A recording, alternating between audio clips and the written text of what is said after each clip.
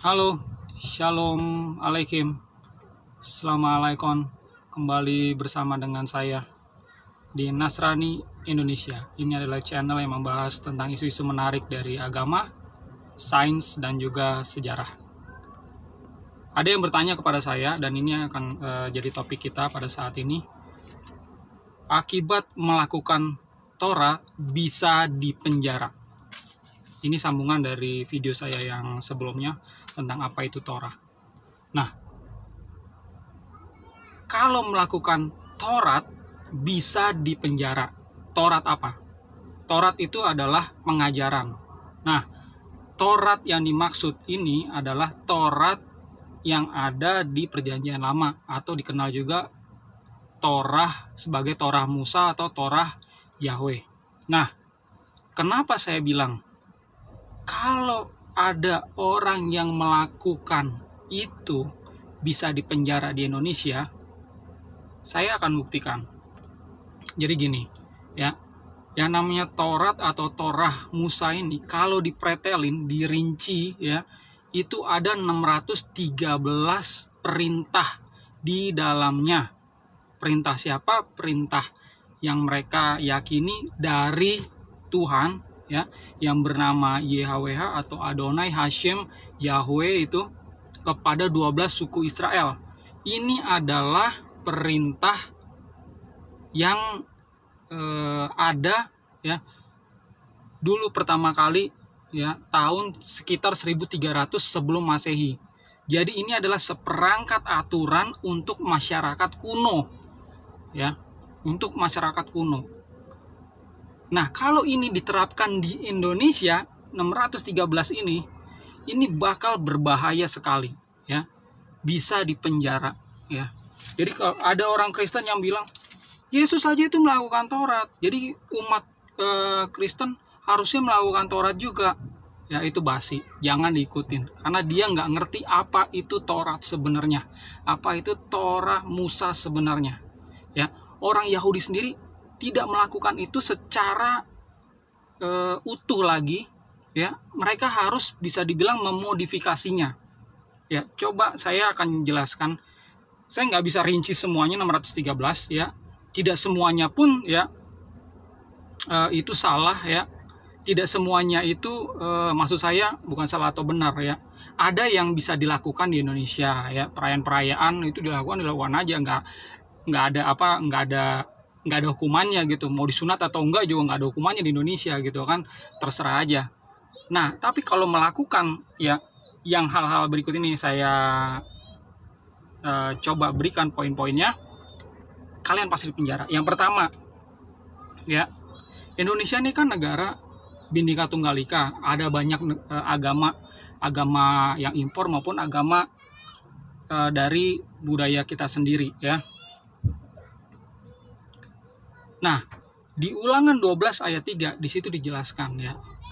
Ini hukum bagi bangsa Israel dulu, ya. Kalau ngelihat ada kuil-kuil, ya, dari agama-agama lain, ya, dari bangsa-bangsa lain, kuil-kuil itu harus dirobohkan, dihancurkan. Nah, itu karena, ya, Yahudi atau umat Israel itu adalah penyembah monoteis, ya, berbeda sama politeis yang ini boleh kuil-kuilnya banyak di satu bangsa, ya, boleh ke kuil ini, besok boleh ke kuil itu.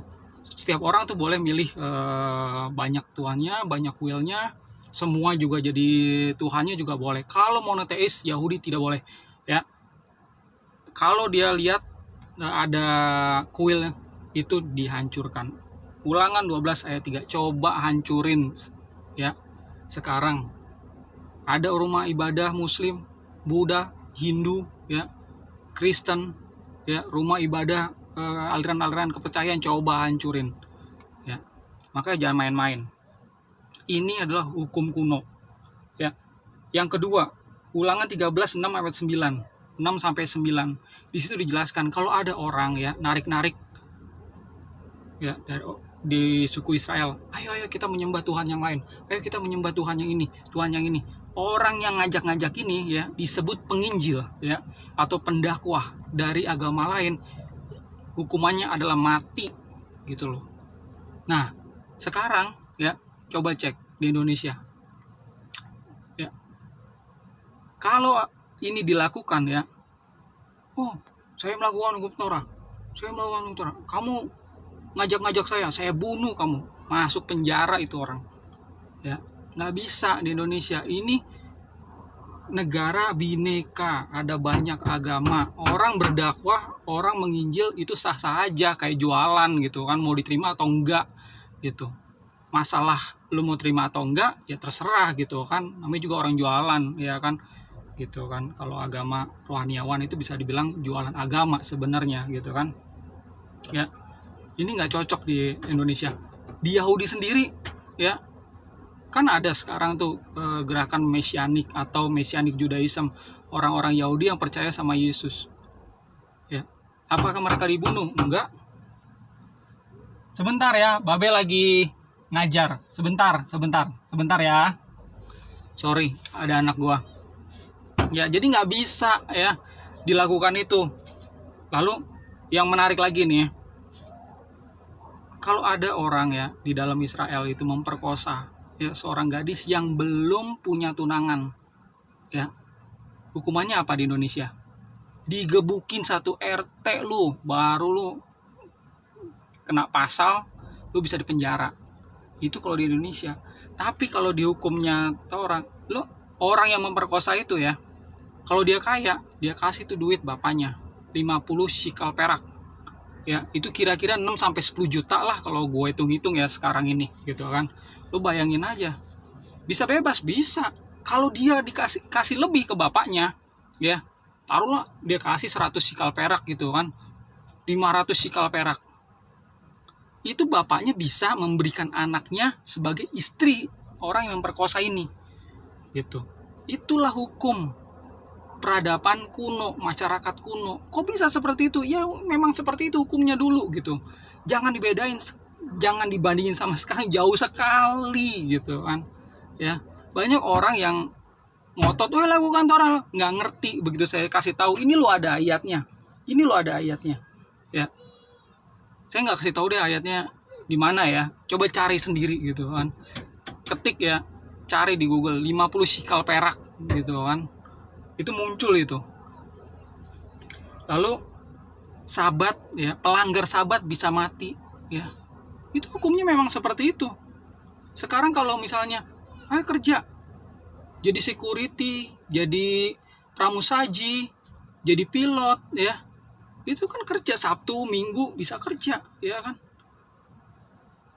Siapa yang mau rajam? Siapa yang mau bunuh? Lu mau penjara. Lalu ada lagi nih. Ini parah banget. Kalau orang Israel ya, gadis yang tidak perawan ya. Misalnya nih dia menikah. Terus cowoknya nih, wah ini nggak perawan ini. Nah dibuktiin. Dia bisa buktiin. Ya. Dia bisa buktiin ke pihak keluarganya. Ya, ke pihak umum. Ini istri saya nih nggak perawan. Ya kan. Padahal bapaknya bilang, wah istrinya, anaknya ini perawan, jadi dikasih gitu kan. Nah kalau dulu kan arrange marriage gitu kan, perkawinan yang diatur gitu. Nah kalau ketahuan seperti ini ya, gadis ini dilemparin batu gitu. Nah coba sekarang lu lakukan itu. Sekarang udah banyak ya perempuan-perempuan nggak perawan. Masa sih sadis gitu. Oh istri saya nih nggak perawan lagi, bunuh, rajam, masuk penjara lu gitu ya. Ini sebenarnya kalau saya pretelin, aduh banyak banget ya.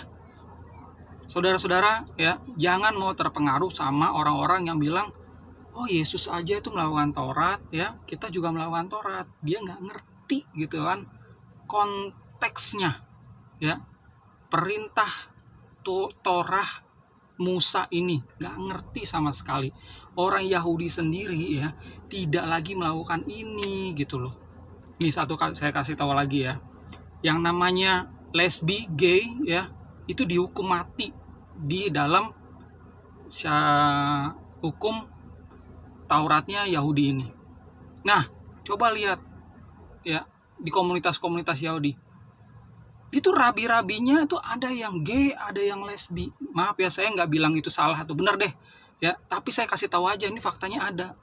Apakah mereka itu dirajam, mereka itu dibunuh? Ya, enggak. Diem aja mereka gitu kan. Ya palingan dituding aja, kamu salah melanggar Torah. Cuma gitu aja.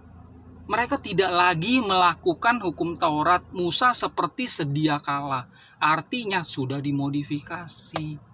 Ya, entah istilahnya apa gitu kan, pokoknya intinya dimodifikasi, nggak seperti itu lagi. Nah, kalau sekarang ada umat Kristen ya yang coba menggiring opini, wah ayo ngajak-ngajak melakukan hukum Taurat lagi. Sorry ya, lu nggak ngerti apa itu hukum Taurat, apa itu Taurat Musa. Silakan belajar lagi, lihat sejarahnya. Ya.